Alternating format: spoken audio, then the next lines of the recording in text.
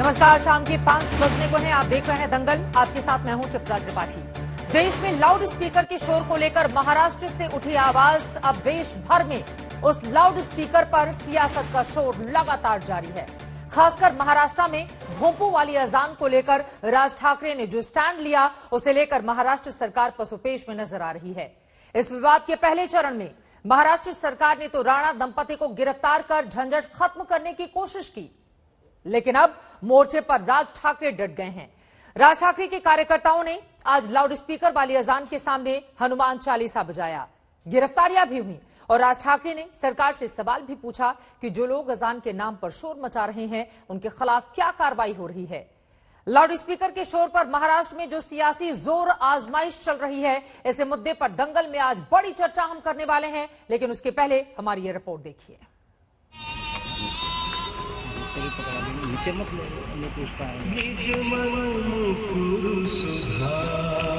महाराष्ट्र में अजान बनाम हनुमान की राजनीति में आज दो घटनाक्रम हुए। एक तरफ राज ठाकरे के समर्थकों ने लाउड स्पीकर पर अजान के बदले हनुमान चालीसा बजाने की कोशिश की। दूसरी तरफ उद्धव ठाकरे के घर के बाहर हनुमान चालीसा पढ़ने का ऐलान करने वाले राणा दंपत्ति को शर्तों के साथ जमानत मिल गई। लेकिन महाराष्ट्र में लाउड स्पीकर वाली असली लड़ाई राज ठाकरे के कार्यकर्ताओं ने सड़क पर छेड़ रखी थी।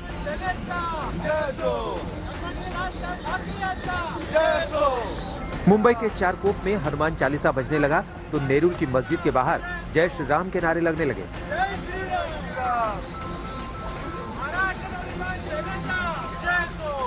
जहां जहां मस्जिद में लाउड स्पीकर से अजान हो रही थी, वहां वहां महाराष्ट्र नवनिर्माण सेना के कार्यकर्ता हनुमान चालीसा बजाने की कोशिश कर रहे थे।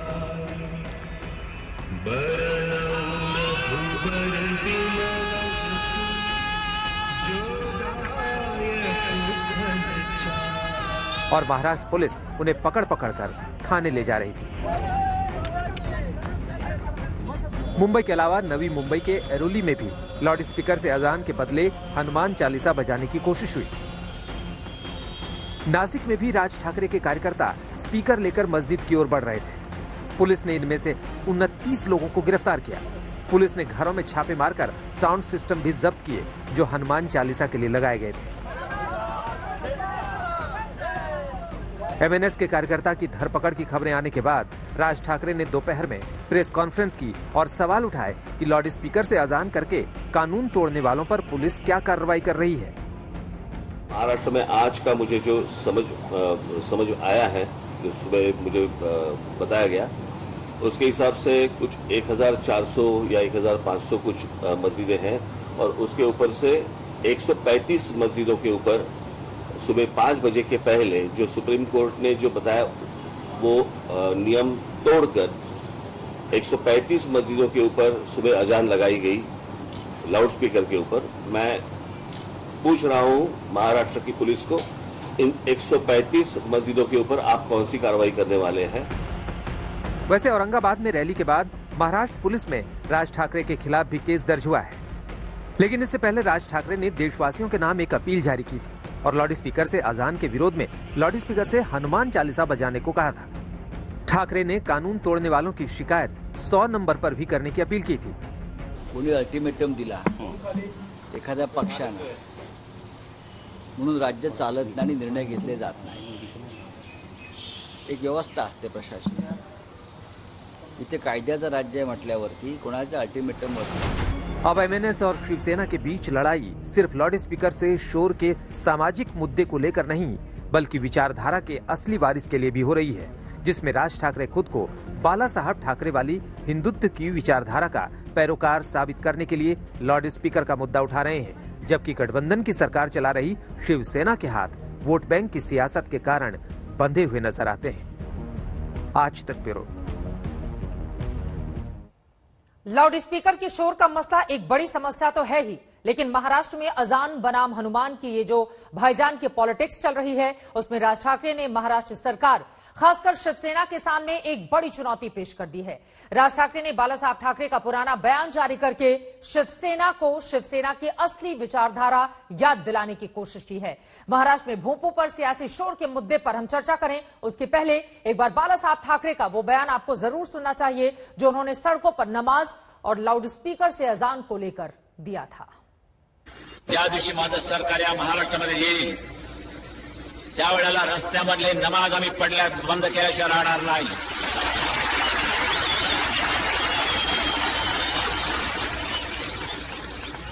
कारण धर्म असा असावा लागतो की तो राष्ट्र विकासाच्या आड येता कामा नये, लोकांना त्याचा उपद्रव होता कामा नये। आमच्या हिंदू धर्माचा कुठे जर कोणाला उपद्रव होत असेल त्यांनी मला येऊन सांगावं, आम्ही त्याचा बंदोबस्त करायला तयार आहोत। लाऊड स्पीकर मशिदीवरचे खाली येतील, बंद।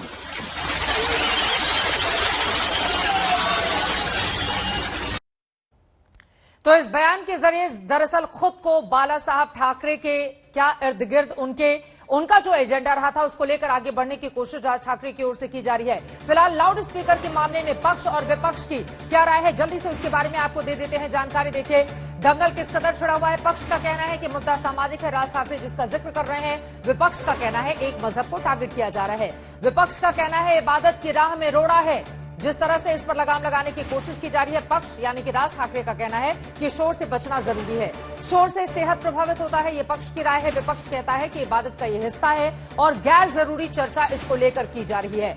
आगे बढ़ते हुए जरा और भी पक्ष आपको दिखाते हैं। सरकार कानून पालन कराए, राज ठाकरे एक बार फिर से ये बोलते हुए नजर आए तो सांप्रदायिक मुद्दा बार बार उठाकर माहौल को बिगाड़ने की कोशिश की जा रही है। विपक्ष की ओर से दी जा रही है दलीलें। विपक्ष कह रहा है ध्रुवीकरण के लिए यह मुद्दा है, इस वजह से एक खास समुदाय को, खासतौर से मुस्लिमों को टारगेट किया जा रहा है अजान और लाउड स्पीकर के मुद्दे पर।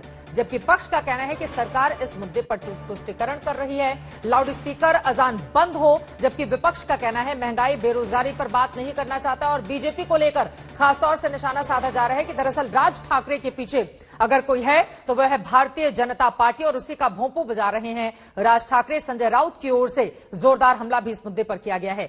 इसी पर चर्चा करेंगे, खास मेहमान जुड़ चुके हैं, उनका परिचय आपसे करवा देती हूं। प्रेम शुक्ला जी, राष्ट्रीय प्रवक्ता भारतीय जनता पार्टी के हमारे साथ जुड़ चुके हैं। इंतखाब फारूकी, शिवसेना के लीडर इस वक्त हमारे साथ मौजूद हैं। योगेश खरे, लीडर एमएनएस के हमारे साथ जुड़ चुके हैं। विद्या चौहान, स्पोक्स पर्सन एनसीपी के हमारे साथ मौजूद हैं।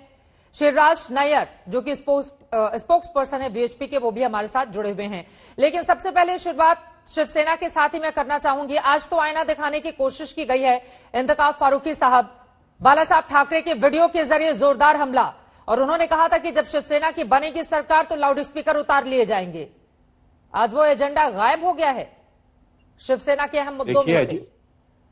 देखिए बाला साहब ठाकरे का वही एजेंडा आज भी चल रहा है और वही चलता रहेगा, ठीक है ना। मैं आपको एक चीज बताना चाहूंगा कि बहुत अच्छे से ईद हो गई और बहुत प्यार मोहब्बत से सब लोगों ने कोऑपरेट किया और प्रशासन ने भी कोऑपरेट किया है। जो मस्जिदों में आवाजें ज्यादा थी उस मस्जिदों के लाउड स्पीकर के वॉल्यूम को कम किया गया है। सारी तरीके से सबसे ज्यादा अच्छे से हो गया है। अगर आगे किसी तरह की ऐसा लगता है इंसान को कि अगर कुछ किन मस्जिदों में आवाज ज्यादा है या वॉल्यूम कुछ कम करने की जरूरत है तो वो भी किया जाएगा। लेकिन इस तरीके से अगर किया जाएगा, कब किया जाएगा? 2005 का सुप्रीम कोर्ट का फैसला और उस पर किया जाएगा, अब होगा तब होगा, अभी नहीं होगा, धमकी दी जा रही है। कोई तो टाइम फ्रेम इसके लिए रखना होगा ना। महाविकास आघाड़ी सरकार चल रही है, सरकार चल रही है हमारी, और सबके साथ कोऑपरेट करके सब लोगों को लेकर चल रही है। बिल्कुल यहाँ पर कोई भी अगर चाहेगा कि लाउड स्पीकर निकाल के फेंक दो तो ये तो पॉसिबल नहीं है। सुप्रीम कोर्ट का आदर करते, सम्मान करते, 10 से 6 बजे का जो टाइमिंग है उसको बिल्कुल हम सब उसका फैसले का हम सम्मान करते हैं। उसके आगे अगर कोई कहेगा कि लाउड स्पीकर निकाल के फेंक दो तो ये तो पॉसिबल नहीं है। हम नहीं चाहते, अभी ईद हुई है, आगे गणपति है और सब हमारे त्योहार आएंगे, आरती होगी, हम नहीं चाहते कि किसी के भी धर्म में लाउड स्पीकर निकाला जाए, मंदिरों से लाउड स्पीकर निकाला जाए, नहीं। सबका सम्मान होना चाहिए। और जो संविधान में डॉक्टर कर रहे थे ना, उनका ये कहना है कि 365 दिन एक मजहब के लोगों को लाउड स्पीकर बजाने की इजाजत होती है, और जब गणपति पूजा या हमारे त्योहार होते हैं तो 10 दिनों के लिए हर रोज हमें परमिशन मांगनी पड़ती है। ये तो सबके लिए बराबरी पर होना चाहिए ना। और लाउड स्पीकर एक सामाजिक मुद्दा है जिसका जिक्र भले ही राज ठाकरे कर रहे हो, लेकिन ये बात तो सच है। राजनीति अपनी जगह, लेकिन योगेश खरे जी धमकी भरे अंदाज में सामने आएंगे और मस्जिद के सामने लाउड स्पीकर बजाएंगे तो फिर आपकी नीयत में खोट तो नजर आएगी ही ना। इधर धमकी देने की कोई बात ही नहीं है ना। राज ठाकरे साहब अभी ये बात नहीं उछल रहे हैं।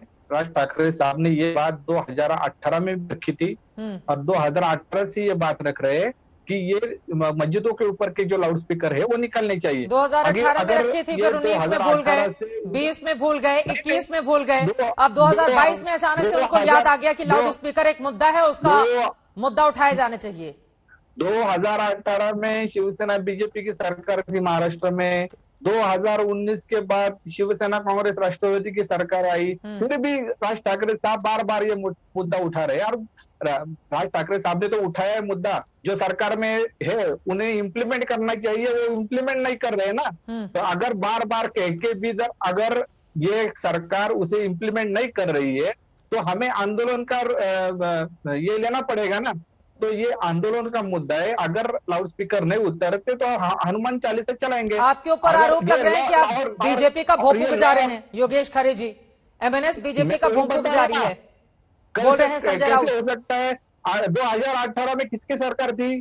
2018 में महाराष्ट्र में शिवसेना बीजेपी की सरकार थी। तभी भी राज ठाकरे साहब ने ये मुद्दा उठाया था। तो ये बीजेपी का इधर संबंध आता ही नहीं ना इसमें। प्रेम शुक्ला जी, जब बीजेपी की सरकार भी थी, शिवसेना के साथ मिलकर, और आपके मुख्यमंत्री थे देवेंद्र फडणवीस, उस वक्त भी ये मुद्दा उठाया गया था, लेकिन तब तो आप लोगों के ऊपर कोई असर नहीं पड़ा। अभी आपको लग रहा है कि चूंकि वहां पर सरकार किसी और की है तो उस मुद्दे को लपक लिया जाए। तो क्या राज ठाकरे के पीछे बीजेपी खड़ी है? संजय राउत जो आरोप लगा रहे हैं। देखिए चित्रा जी, इस तरह की बात करके श्रीमान संजय राउत स्वयं को शरद पवार का भक्त कहते हैं तक तो ठीक है, लेकिन वो पूजनीय बाला साहब ठाकरे जी की अवमानना करने पर क्यों आमादा है, ये समझ से परे है। 1994 में जब बाला साहब ठाकरे लाउड स्पीकर से अजान का विरोध कर रहे थे और 1994 से 2012 तक विरोध कर रहे थे, तो क्या भारतीय जनता पार्टी के भोंपू थे वो? तब तो भारतीय जनता पार्टी गठबंधन में भी थी। भारतीय जनता पार्टी का मनसे से तो कोई गठबंधन नहीं है, लेकिन शिवसेना के साथ 1994 में जब श्रीमंत बाला साहब ठाकरे ने यह मुद्दा उठाना शुरू किया, से लेकर 2012 जब तक वो रहे तब तक उन्होंने मुद्दा उठाया। उसके बाद 2012 से 2019 तक उद्धव ठाकरे भी ये मुद्दा उठा रहे थे। तो उद्धव ठाकरे क्या भारतीय जनता पार्टी के भोंपू थे? क्या बाला साहब ठाकरे भारतीय जनता पार्टी के भोंपू थे? और जो भारतीय जनता पार्टी का भोंपू होगा सिर्फ वही हिंदुत्व की बात करेगा, ऐसा कहना चाह रहे हैं क्या?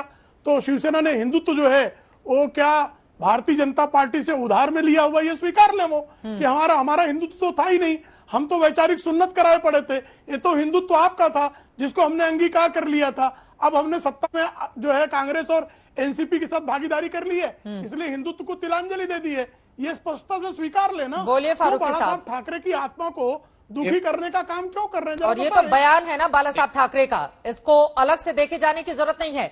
उन्होंने शब्दशः क्या बोला था, एक बार फिर से सुनिए ना सर, एक बार बता देती हूं, उसके बाद आप जवाब दीजिएगा।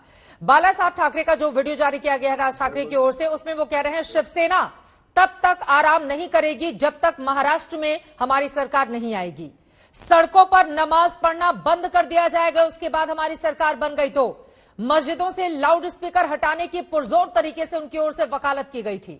इतनी देर क्यों हो रही है, ये सवाल तो पूछा जाएगा ना आपसे, या फिर हट गए हैं आप बाला साहब ठाकरे की विचारधारा से? देखिए, मैंने आपसे पहले भी कई बार बताया है कि अगर बाला साहब नाराज होते थे तो मैंने आपसे पहले भी बताया है कि उनको अगर किसी चीज पे गुस्सा आता था तो क्योंकि वो लोग, कुछ लोग यहाँ पर रहकर और कहीं और के बारे में बात करते थे, इस वजह से उनको गुस्सा आता था। बाकी यहाँ के मुसलमानों का हमेशा सम्मान किया है उन्होंने। कई बार उन्होंने रोड पे जो मस्जिद लोग पढ़ते थे तो उसके लिए उन्होंने परमिशन दिया कि भाई आप रोड पर मत पढ़ो, आपको मैं परमिशन देता हूँ, ग्राउंड+1 बनाओ, आप वहां पर नमाज पढ़ो। मुझे ये समझ में नहीं आता कि बार बार इन चीजों को लाकर और नफरत को फैलाने का काम क्यों करते हैं ये लोग, और सिर्फ इन्हीं बातों को कर कर, और महंगाई और जो बेरोजगारी है, दुनिया का जो आज महंगाई आसमान छू रही है, उसके बारे में बात नहीं करते कभी भी। इन्हीं चीजों को लाकर इस चीजों पे किया जाता है। सुप्रीम कोर्ट का जो फैसला है जिसको लागू नहीं किया है राज्य सरकारों ने अपने अपने राज्य में, क्या उस पर बातचीत नहीं किया जाए? क्या बंद कर देना चाहिए इसको? सुप्रीम कोर्ट कहता रहे जो कहना है। 2005 का फैसला 2022 में हम लोग बैठे हुए हैं, राज्य सरकारों को क्या इस बाबत शर्म नहीं आती है कि कम से कम देश की सर्वोच्च अदालत का सम्मान किया जाए? देखिए, अदालत का तो सम्मान कर ही रहे ना। जो 10 से 6 का टाइम है उसको तो हम बिल्कुल फॉलो कर रहे हैं। हम कहां बोल रहे हैं कि हम उसको फॉलो नहीं कर रहे। बिल्कुल 10 से 6 का जो टाइम है, उसके पहले अगर कुछ होता है 6 बजे से पहले अगर अजान का आपको ऐसा लगता है कि उसको फॉलो नहीं किया जा रहा है तो बिल्कुल हम उस पर एक्शन, जहां पर भी हो उस पर एक्शन होना 135 चाहिए। ऐसे मस्जिद हैं जिनको लेकर दावा किया जा रहा है कि इन लोगों की ओर से कानून का उल्लंघन किया गया है, उसके खिलाफ क्या कार्रवाई होगी, इस सवाल का जवाब आप दीजिएगा। लेकिन विद्या चौहान जी, अब मैं सीधे आपके पास आते हुए, राज ठाकरे की ओर से यह भी कहा गया है कि गैर धार्मिक शरद पवार का दरअसल अनुसरण करने लगे हैं उद्धव ठाकरे, इस वजह से लाउड स्पीकर के मुद्दे पर उनकी ये चुप्पी कायम है महाराष्ट्र में।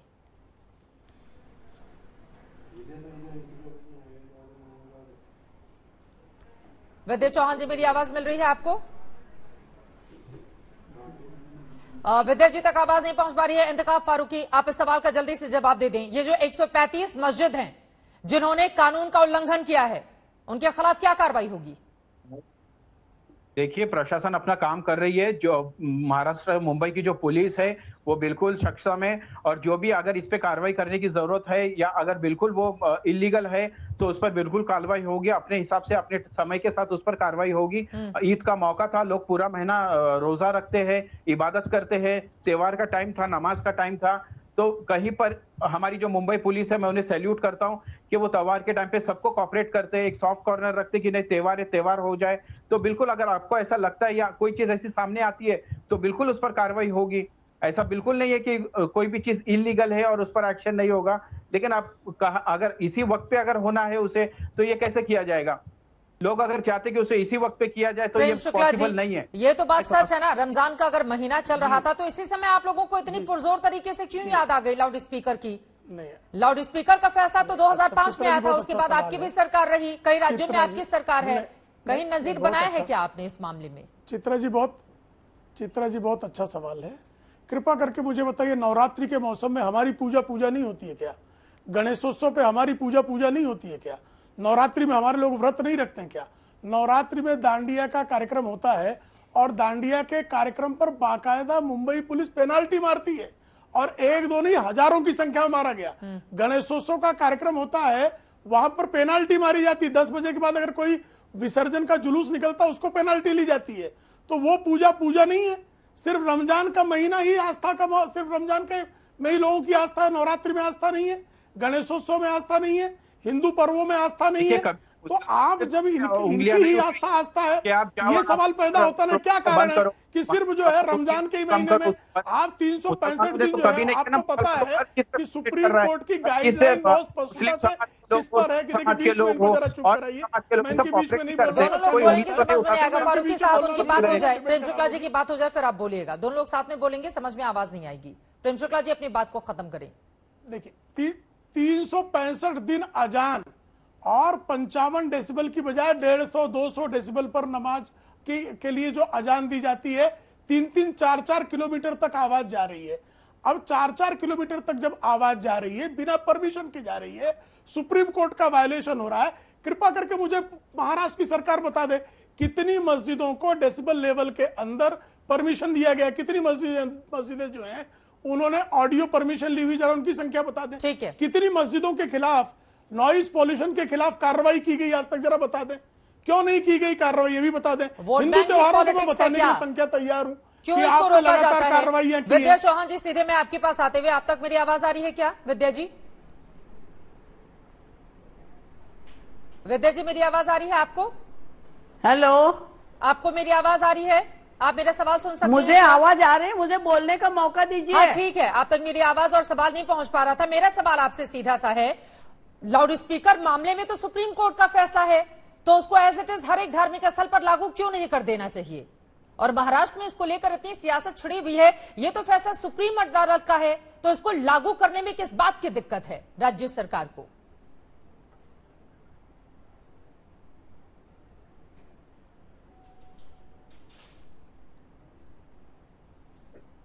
आ रही है, बहुत अच्छी आ रही है।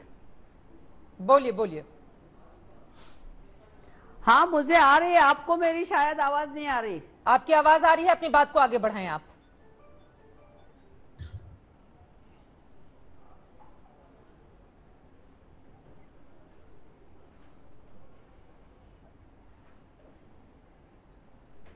देखिए,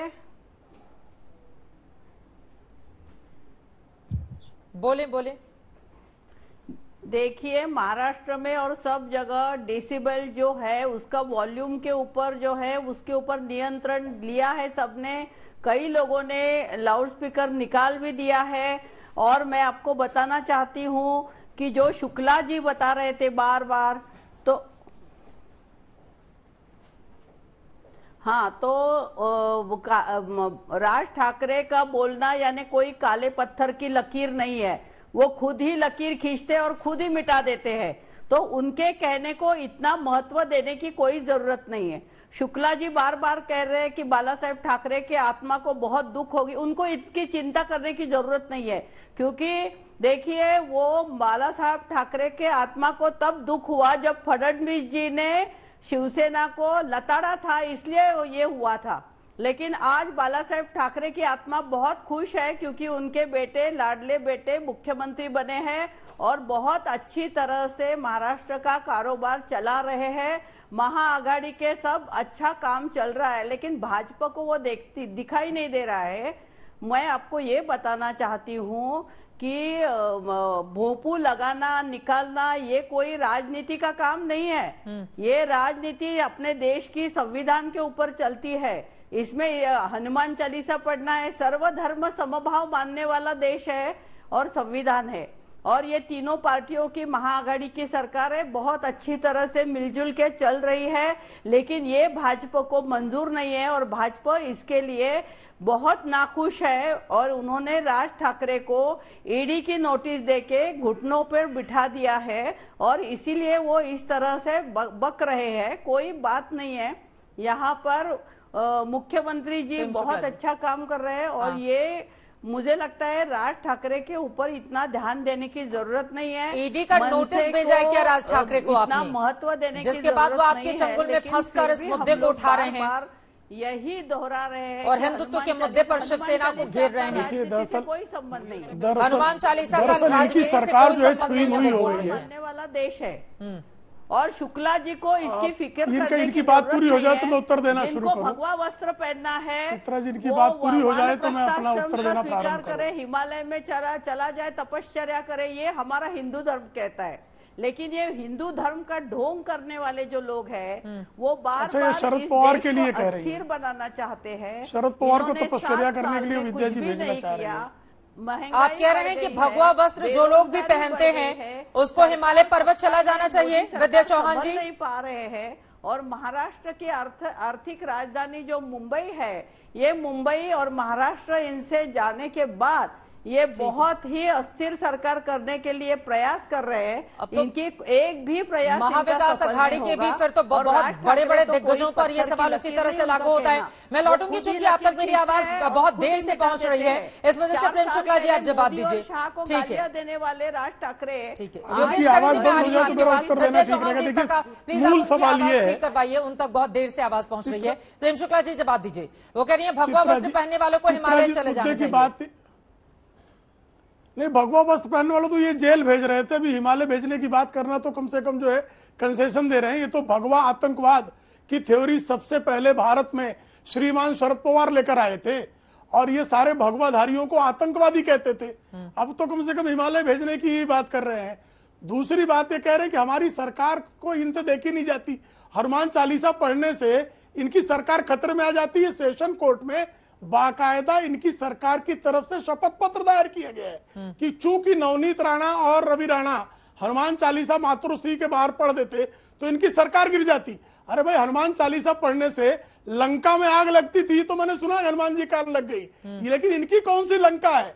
मातोश्री किस लंका के शिखर पर बैठी हुई है जिसके कारण मातोश्री के रहवासियों को हनुमान चालीसा का स्वर सुनने पर अपनी सरकार की भूत प्रेत पिशाच जो है हनुमान चालीसा सुनकर भागते हैं, ऐसा तुलसीदास जी ने लिखा हुआ है हनुमान चालीसा में। तो क्या श्रीमान उद्धव ठाकरे को लगता है कि उनके साथी भूत प्रेत पिशाच हैं जो उनके हनुमान चालीसा सुनते ही सरकार छोड़कर भाग खड़े होंगे? सरकार छोड़कर भाग खड़े होंगे और सरकार जो है गिर जाएगी। हर बात पर इनको सरकार गिरने की आशंका क्यों रहती है? सरकार इतनी छुई मुई क्यों हो गई है? सरकार में विधायकों का आपको जब तक समर्थन प्राप्त है तब तक आप सरकार चलाइए ना। लेकिन जो सर्वोच्च न्यायालय का निर्णय है, जो संविधान के अनुकूल दिया गया निर्णय है, सर्वोच्च न्यायालय के निर्णय का क्रियान्वयन क्या राज्य का दायित्व नहीं है? अरे आपके में तो इतने राज्य हैं, आपके में तो इतने राज्य हैं प्रेम शुक्ला जी। आप तोड़ रही है। हाँ तो वो सही बात है ना, आपके में तो इतने सारे राज्य हैं, 12-17 राज्यों में आपके राज्य हैं। उत्तर प्रदेश में एक राज्य है ना, अभी हाल ही में वो फैसला लिया गया है। और बताइए और कहाँ पे लिया गया है? हमने उत्तर प्रदेश में तो अभी हाल में लागू हुआ है ना ये। राज्यों में करेंगे आप एक हम सारे हाल में किया ना, तो हमें हाल ही में करने कह रहे हैं। हम महाराष्ट्र में कहाँ कह रहे हैं कि आप 2005 से कर दीजिए, 2022 से करने की बात कर रहे हैं। 2022 से कर दीजिए ना, क्या आपत्ति है? धर्मावलंबियों को विश्वास में लेके कर दीजिए। ठीक है, मैं लौटूंगी आपके पास, क्योंकि विद्या चौहान जी ने भगवा वस्त्र पर भी टिप्पणी की है। हालांकि बाला साहब ठाकरे की जितनी भी तस्वीरें देख लीजिए, या तो वो भगवा वस्त्र में नजर आते हैं या सफेद रंग के वस्त्र में नजर आएंगे, लेकिन भगवा उनके इर्द गिर्द जरूर रहता है। इस सवाल का जवाब आप दीजिएगा, लेकिन श्रीराज नैयर साहब आपसे सवाल पूछते हुए, 2005 का ये मुद्दा सुप्रीम कोर्ट ने तब अपनी टिप्पणी की, तब लागू किया, आज 2022 में आकर इसको इतनी ज्यादा चर्चा और तवज्जो क्यों? मतलब वीएचपी हो, राज ठाकरे हो, बीजेपी हो, ऐसा लग रहा है कि महाराष्ट्र में ही इसको लागू कर दिया जाना चाहिए। देश में और हिस्सों पर नजर नहीं है क्या आपको? या फिर इस बात का कहीं ना कहीं मलाल है भारतीय जनता पार्टी के भीतर कि हमारी सरकार वहां पर बनते बनते रह गई, इस वजह से ऐसे नहीं सही वैसे सरकार को घेरो और अस्थिर करो, जो आरोप लगाए जा रहे हैं शिवसेना की ओर से? देखिए चित्रा जी, ये जैसे बाकी भी कई लोगों ने कहा, ये राजनीतिक विषय कतई नहीं है, ये सामाजिक विषय है।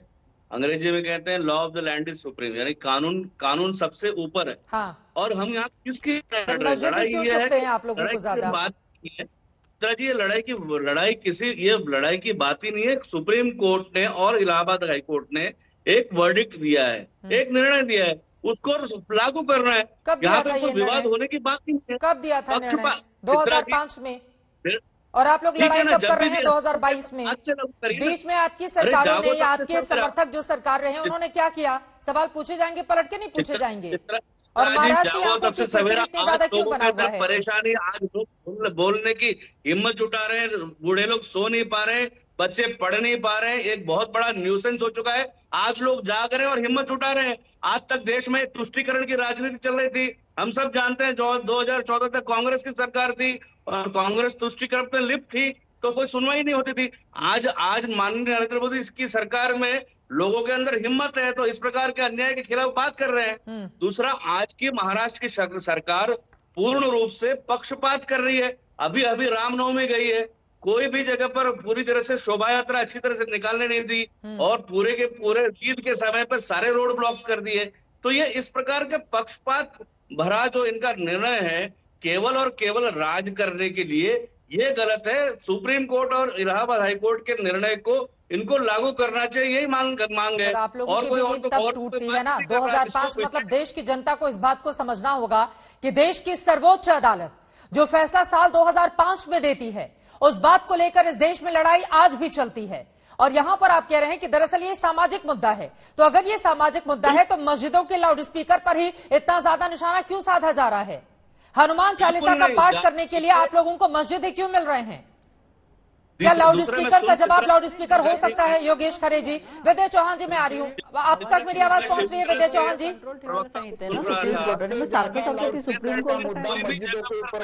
हेलो, 365 दिन में 5 बार ये चलता है। तो ये देखिए, सुप्रीम कोर्ट का मुद्दा आप जो बार बार उठा रहे हैं, उसमें ठीक है, एक बार सुन लेते हैं विद्या चौहान जी को, तक आवाज मंदिर पे भी लगा सकते हैं, मस्जिद पे भी लगा सकते हैं, लेकिन उसका वॉइस जो होता है, वॉल्यूम जो होता है, उसके ऊपर है सुप्रीम कोर्ट की मर्यादा। और उस मर्यादा के अंदर आप मस्जिद में, मंदिर में, किधर भी लाउड स्पीकर लगा सकते हैं, लेकिन उसके आवाज के ऊपर पाबंदी है।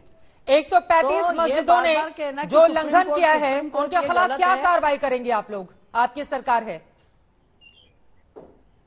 इसमें तो धर्म का चश्मा नहीं पहना जाना चाहिए ना? जरूर कार्रवाई करेंगे, क्यों नहीं करेंगे, ऐसा थोड़ी है।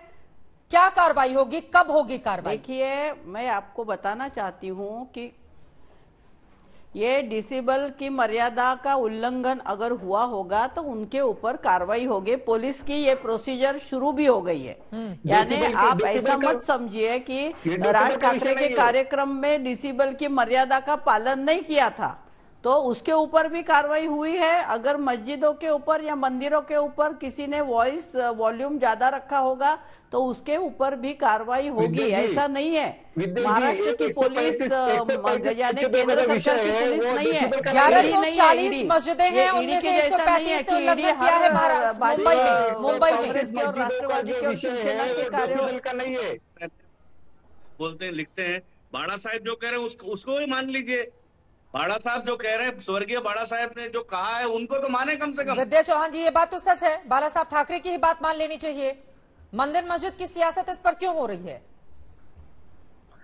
देखिए बाला साहब ठाकरे ने बहुत सारी बातें बताई थी। राज ठाकरे बाला साहब को अगर इतना फॉलो करते थे तो बाला साहब ठाकरे जब बीमार थे तो उस बीमारी में वो छोड़ के उनको चले गए, तब उन्होंने बाला साहब का बारे में, बाला साहब के बारे में सोचा नहीं।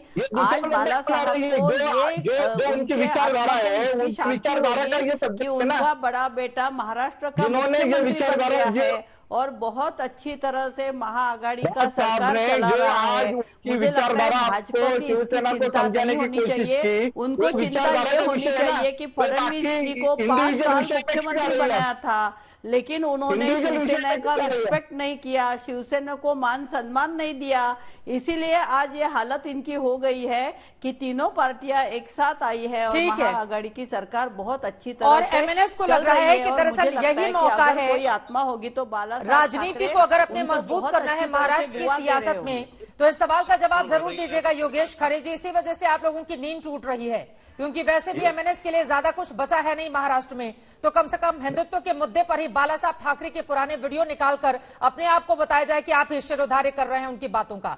मैं सवाल का जवाब आपसे लूंगी, लेकिन उसके पहले संजय राउत ने आप लोगों को लेकर किस तरह की टिप्पणी की है सुन लेते हैं शिवसेना के राज्यसभा सांसद को, उसके बाद चर्चा में आगे बढ़ेंगे। आज जिस तरह से हमारे मंदिरों के ऊपर से ये आरती लोगों को सुनने नहीं आई, लोग हजारों लोग जमा थे शिरडी के परिसर में या त्र्यंबकेश्वर में, जो ज्योतिर्लिंग है महत्वपूर्ण, तो हमारे लिए हिंदुओं के लिए काला दिन मैं मानता हूँ। इस इतिहास में कभी नहीं हुआ था, लेकिन भारतीय जनता पार्टी ने जिस प्रकार की राजनीति राज ठाकरे जी के साथ शुरू की है, उसके लिए हिंदुओं के लिए काला दिन है। शुक्ला जी जवाब दीजिए, भारतीय जनता पार्टी पर वो सवाल खड़े कर रहे हैं, कह रहे हैं हमारे मंदिरों में आज लाउड स्पीकर नहीं बजा, आज काला दिन है हमारे लिए और इसके लिए बीजेपी जिम्मेदार है। मैं बोलूं इधर इसके लिए सोचिए, हिंदुओं का लाउड स्पीकर नहीं बजा और मस्जिदों पर से लाउड स्पीकर नहीं उतरा, या तो कितना काला दिन है। बाला साहब ठाकरे का पुत्र कैसा कपुत्र साबित हुआ, यह इस बात का प्रमाण है कि मंदिरों पर से तो लाउड स्पीकर उतर गए, लेकिन मस्जिदों पर से अजान जारी है लाउड स्पीकर से। तो ये सरकार कितनी निकम्मी है, कितनी बेशर्म है, कितनी हिंदू द्रोही है, और उद्धव ठाकरे हिंदू द्रोह पर किस तरह से आमादा है, संजय राउत खुद इसको प्रमाणित कर रहे हैं। संजय राउत का यह बयान यह प्रमाणित करने के लिए काफी है कि उद्धव ठाकरे हिंदू द्रोह के अतिरिक्त कुछ नहीं कर रहे। उनकी वैचारिक सुन्नत जो है हो चुकी है, इसलिए वो जो है शिरडी में और त्र्यंबकेश्वर से तो लाउड स्पीकर उतर गए, लेकिन मीनारा मस्जिद पे से लाउड स्पीकर नहीं उतरा, हरी मस्जिद पे से लाउड स्पीकर नहीं उतरा, हानी मस्जिद से लाउड स्पीकर नहीं उतरा, मुगल मस्जिद से लाउड स्पीकर नहीं उतरा। ये साफ साबित कर रहा है कि आप शरद पवार के और सोनिया गांधी के नियंत्रण में आकर अपने हिंदुत्व के विचारों को विसर्जित करके आपने अपनी पार्टी का पूरी तरह से इस्लामीकरण कर लिया है। इसलिए आप जो है हिंदू धर्मस्थलों पर से तो लाउड स्पीकर उतार लेते हो, लेकिन अजान जो आपने वीडियो अभी कुछ देर पहले दिखाई, जिसमें मनसे के लोग मस्जिद के बाहर जो है हनुमान चालीसा बजा रहे हैं, उसमें अजान की आवाज क्या वो 55 डेसिबल सिर्फ है? आपकी लिमिट 55 डेसिबल की है। सुप्रीम कोर्ट का जो गाइडलाइन है उसके हिसाब से लाउड स्पीकर से 55 डेसिबल से अधिक आवाज नहीं आ सकती है।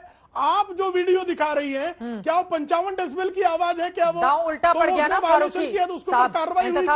और कार्रवाई क्यों नहीं हो रही है? दांव उल्टा पड़ गया ना, मंदिरों से इसका मतलब साफ हो गया कि लाउड स्पीकर उतर गए, वहां पे गाने नहीं बजे जो भक्ति गाने बजते हैं। खुद संजय राउत इस बात को स्वीकार कर रहे हैं, लेकिन ये जो 135 मस्जिद है वहां पर तो बजते रहे ना। मेरा ये सवाल है, बाला साहब को क्यों छोड़कर वो चले गए? नहीं, संजय राउत के बयान पर रहिए, इधर उधर मत जाइए। एक सेकंड, इधर उधर की कोई बात नहीं, संजय राउत के बयान पर जाइए।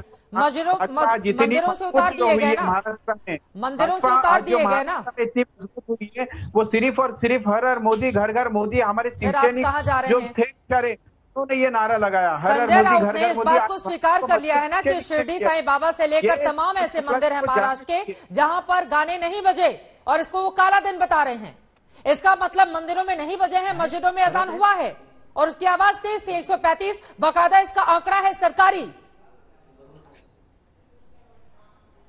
ये सेल्फ गोल है, संजय राउत जी का सेल्फ गोल है। बोलिए फारूकी साहब, फारूकी साहब दांव उल्टा पड़ गया ना आप लोगों का। 1300 साल लगातार 1300 साल बिना लाउड स्पीकर अजान दी गई, आज ये क्यों जिद कर रहे हैं? ठीक है, इसके पीछे क्या मनुष्य है? फारूकी जी आवाज आ रही है? संजय राउत जी की जानकारी, संजय राउत जी की जानकारी हमेशा, हेलो, संजय राउत जी की जानकारी पूरी रहती है क्या नहीं, इस पे बड़ा प्रश्न चिन्ह है। क्योंकि वो ये भी बोले कि महाराष्ट्र में योगेश खरे जी इतने मासूम मत बनिए आप लोग भी तो सियासत है। एक सेकंड सुनिए ना सर, एक सेकंड सुनिए ना। ये जो धमकी भरा अंदाज है और ये बयान राज ठाकरे जी का, आप समझ लें इस विषय को धार्मिक रंग देने का प्रयास किया गया तो हमारी ओर से भी धार्मिक उत्तर ही दिया जाएगा तेवर दिखाते हुए। राज ठाकरे बोल रहे हैं हिंदू मंदिरों में लाउड स्पीकर बजाना हो तो हमें रोज अनुमति लेनी पड़ती है, और अगर ऐसा, ये धमकी किसको दी जा रही है? माहौल खराब होगा मुंबई का, महाराष्ट्र का, कौन होगा जिम्मेदार इसके लिए? ये धमकी धार्मिक रंग क्या एमएनएस नहीं दे रही है इसको, पूरे मामले को? कानून का इम्प्लीमेंटेशन करने को बोल रहे हैं। कानून का इम्प्लीमेंटेशन 2005 के बाद कब बनी थी आपकी एमएनएस? आपकी एमएनएस कब बनी थी? इस फैसले के बाद ना, 2005 में ये फैसला सामने आया था। आपकी एमएनएस की स्थापना कब हुई? इसके 2 साल के बाद, और आप लोगों को 2022 में याद आ रहा है। 2006 में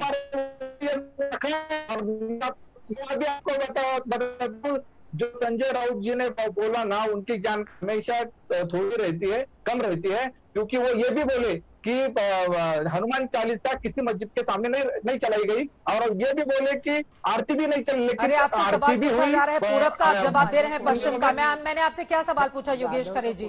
मैंने आपसे क्या सवाल पूछा? मैंने आपसे कहा ना लाउड स्पीकर का मुद्दा 2005 का है। आप लोगों को अचानक से लग रहा है कि हमारी सियासत तो धूमिल हो गई है, अब इसे लाउड स्पीकर पर सवार होकर अपना भोपो बजाते रहे, क्योंकि आपकी तो जमीन हिली हुई है ना महाराष्ट्र में, ये बात तो सच है। 2018 में भी बात रखी थी और उसके पहले भी रखी थी। अचानक से उसके बाद मतलब 2022 में मुद्दे को रख दिया, फिर आप 3 साल गायब रहेंगे, फिर किसी साल अचानक से आ जाएंगे, है ना? इससे तो यही पता चलता है।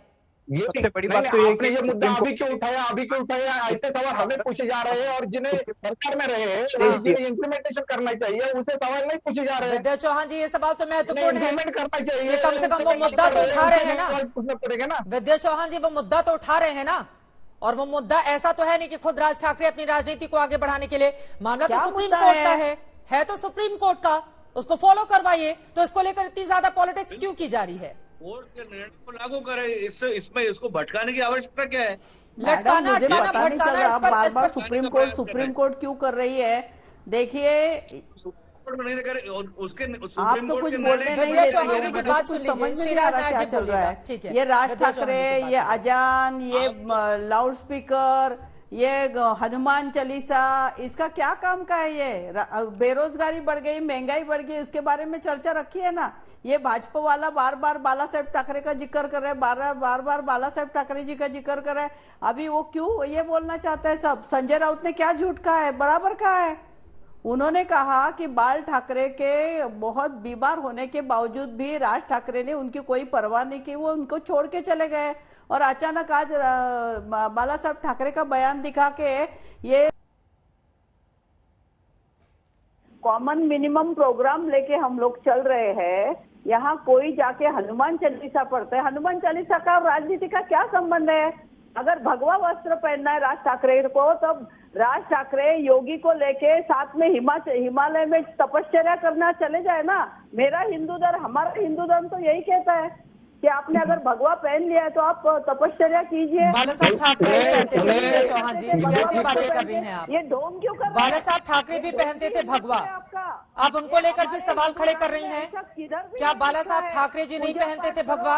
मंदिर में करो, क्या भगवा का झंडा वो लेकर आगे नहीं बढ़ते थे? आप तो उन्हीं के ऊपर सवाल खड़े कर रही हनुमान हैं। चालीसा पढ़ने का है तो घर में पढ़िए, मैं भी पढ़ती हूँ, लेकिन अपने घर में पढ़िए, मंदिर में पढ़िए।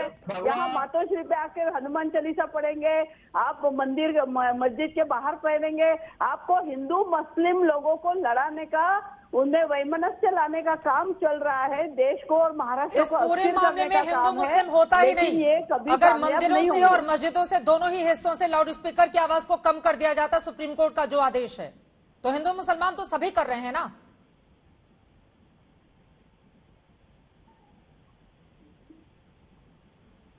विद्या जी, आपसे ये सवाल है।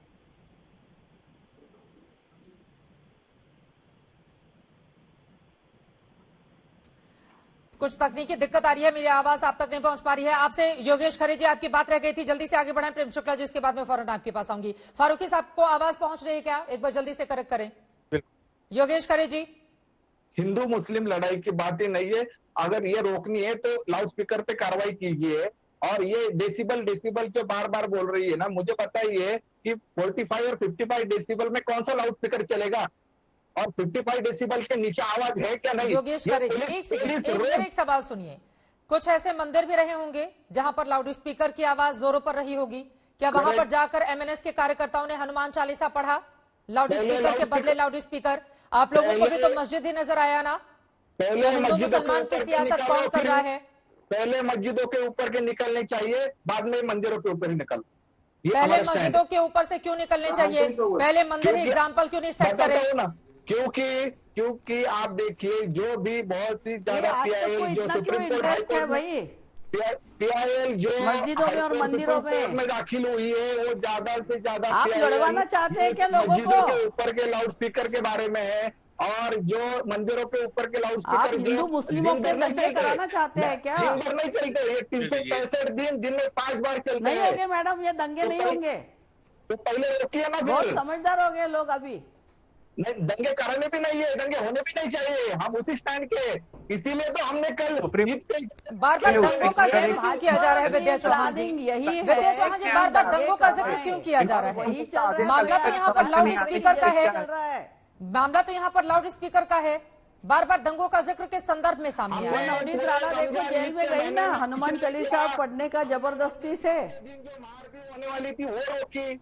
आप बताइए, हमें किधर दंगे की बात ही नहीं है। चलिए ठीक है, आगे बढ़ते हुए फारूकी साहब, मेरा सीधा सा सवाल है, कार्यक्रम के आखिरी हिस्से में है, ये बताइए क्या लाउड स्पीकर की आवाज मस्जिदों से भी धीमी होनी चाहिए? शिवसेना इसको लेकर कैसे आगे बढ़ी और 135 मस्जिदों के खिलाफ कब तक कार्रवाई होगी, इसके बारे में बताइए जल्दी से।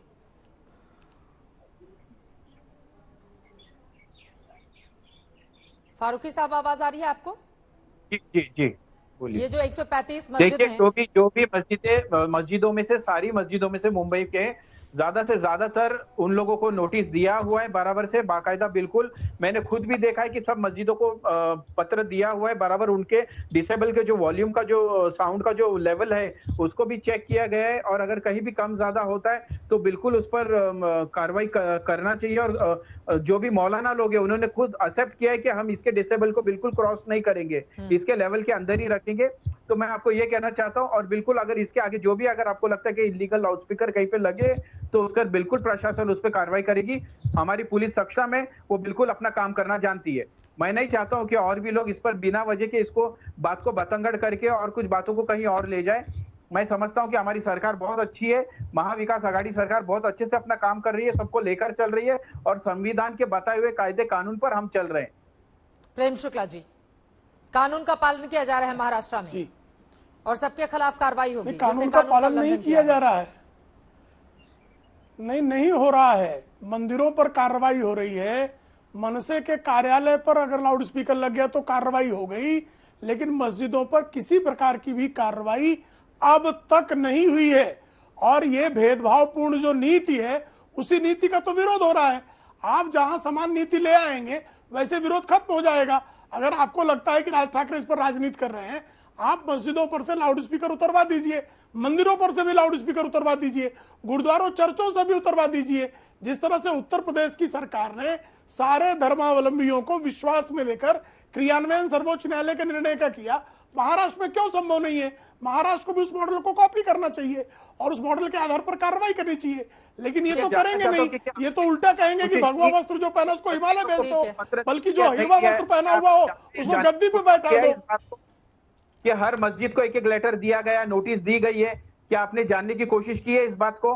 अरे नोटिस दिए जाने के बावजूद अगर ये स्थिति है कि मतलब आप नोटिस भी भेज रहे हैं, उसके बावजूद उल्लंघन हो रहा है, तो यानी कि आपकी सरकार का जो इकबाल होना चाहिए कानून व्यवस्था के मुद्दे पर, नोटिस भेजने के बावजूद इस तरह की स्थिति कैसे पैदा हो जाती है? वो भी एक तो नहीं 135। ये सवाल तो पूछा जाएगा ना। और हिंदू मुस्लिम के चश्मे को अगर हटाकर यहाँ पर मंदिर हो, मस्जिद हो, कोई भी धार्मिक स्थल हो, अगर वहां पर लाउड स्पीकर को हटाने या आवाज कम करने की बात की जा रही है, तो उस पर हिंदू मुसलमान आप ही लोग कर रहे हैं।